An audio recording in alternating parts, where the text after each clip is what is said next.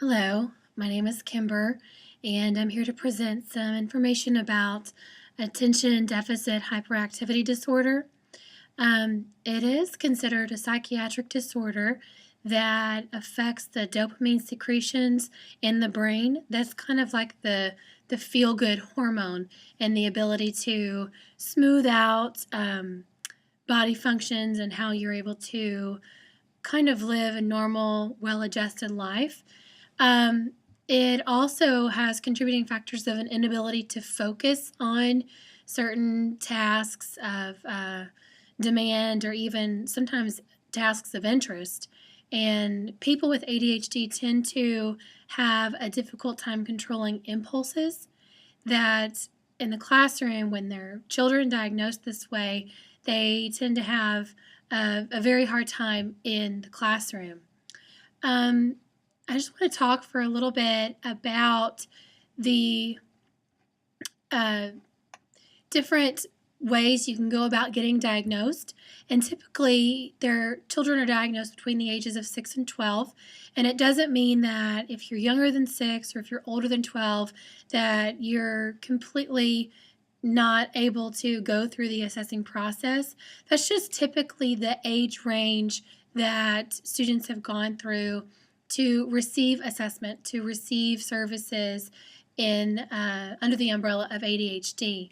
Now, there's also adult onset ADHD that is basically a completely, maybe not completely, but very different obstacle to kind of tackle that. But we're going to mainly focus on the children's side of attention deficit hyperactivity disorder and hopefully give you some information that maybe you weren't really aware of, or maybe shine some fresh light on something that you did already know. And now, typically, it is boys that are diagnosed. They're about a 3 times higher rate than girls being diagnosed. And it's just simply because of the way boys' brains work versus the way girls' brains work. Boys are much more marathoners in the sense that once they get something, once they understand something, they're able to do that particular activity for extended periods of time. Girls' brains, however, are more like sprinters. They kind of learn things quick and then they're done. And chunking things for girls seems to be very beneficial and helpful. But I mean, it's also beneficial for the boys, just in a different area, because once those boys do understand the expectations and do understand the content, then they are able to actually participate and be successful in the classroom. There is a genetic disposition. A lot of times parents who were diagnosed as a child or even diagnosed as an adult, their children are at an increased rate of developing ADHD. And so it's important to know your family history, know where you're coming from, understand the ramifications of this possibility, and how you're going to approach it should it present itself in your life. The causes, like I said earlier, they can be contributed genetically, but there is a biological activity happening, and it's a lack of dopamine, or not a complete absence of, but just a lower secretion level of dopamine, and therefore everything's real jerky and spotty and distorted, kind of like the snow on your TV screen in the 50s and 60s and 70s when you had to use the antennas and it wasn't always clear, and then you had to kind of adjust some things and then it worked better. That's kind of what we're doing here. We're having to just adjust the connection so that these students are able to be successful in the classroom and in their regular everyday lives.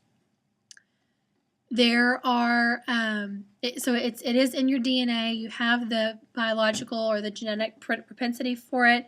Other factors are stress, and even the stress that comes from regular everyday life, or the stress that comes from a dysfunctional family. If it's a family that is under-resourced or impoverished, then the likelihood of developing this kind of a disorder is greatly increased because of the stress that's happening in their world.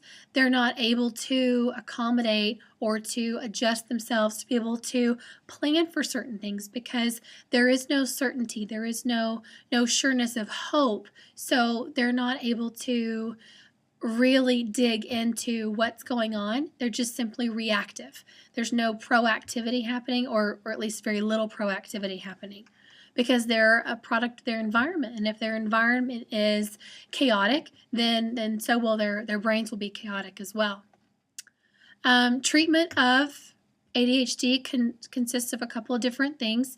You have drug therapy, which is highly used across the board in the form of Ritalin. There's other, I guess, combinations of using that drug and using different ones for that drug.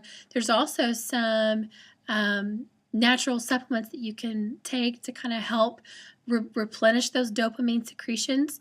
But typically, doctors do prescribe Ritalin for a child who has just been diagnosed with ADHD. The trouble with that, though, is that it can stunt growth. And so these children are having to go on this medication to help themselves through school to be able to be successful in the classroom. However, on extended holidays or other breaks and stuff, they go on these drug holidays where they stop taking the drug completely so that their bodies can have a chance to catch up with all of the other things that need to be happening, because we're putting a delay in their brain to help them understand how they're supposed to be going through these processes of understanding and learning. But it's also, on the flip side of it, it's affecting their growth rates. And so a lot of children who have high dosages of Ritalin are smaller frame children. They don't typically eat a whole lot because it is considered an appetite suppressant, which does stunt growth. They're small frame, lower body weight. And then you have the opposite spectrum of other students who take this drug and they gain weight and they grow bigger and they grow taller. It's very much a personal thing. And so if a child is on Ritalin, is in the middle of drug therapy for ADHD, it's important that a close relationship with the physician is maintained. And then you have the behavioral therapy where they have meetings with counselors and even develop a relationship with the teacher. You have psychiatry visits, psychology visits, and a relationship is developed so that those replacement behaviors can be communicated and can be developed with that student, because not every day are we going to have that pill to fix everything in the whole world. There's going to have to be some form of personal accountability in this process. And then the most effective way of treating this ADHD pandemic is combination therapy, where it does include an agreement between the drug therapy and behavioral therapy, so that you're able to physically address the issue going on in the brain, but then you're also behaviorally addressing it, saying, okay, I understand that you have these problems and you have these difficulties. However, what are you going to do? What is your plan of action should that drug not be there for you? How are we going to make this work, basically? And life with ADHD can be debilitating and confusing. It can be random and chaotic. It can not make sense to those around you. It has lots of factors like economic factors, race and ethnicity factors, how a person is perceived with ADHD, and then how they interpret that perception into their everyday lives. Insurance coverage is not available for everyone with this type of disorder. And then you have the social biases, where there are trains of thought that look at white American families as having a real life medical problem, but people in a minority subculture group, well, that's just chalked up to poor parenting, lack of attention, those types of things. And so it's difficult for the child to receive necessary interventions.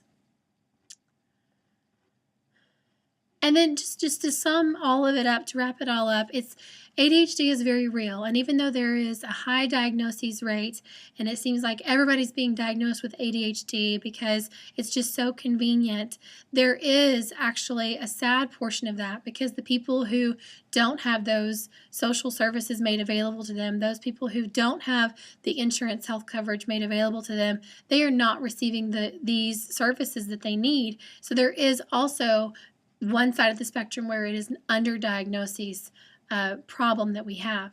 And so it's very important that as educators, as facilitators of behavior, that we're able to look at the child in whole light, and not just in the realm of their ethnicity or their family life or their ability to succeed in academics. It needs to be a whole group, a wholeness effect approach to diagnosing ADHD. So I thank you for your time, and I'll talk to you later.